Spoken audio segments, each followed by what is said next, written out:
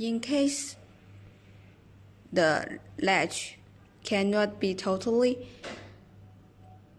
extended out or retracted back after installation, like this one, then you may check if your lock, exterior lock,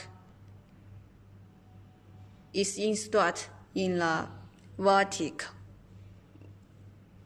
position, like in the straight line.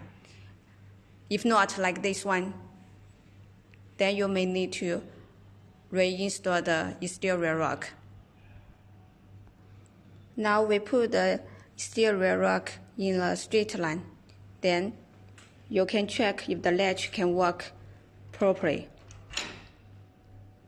Now it can totally extend out and retract back.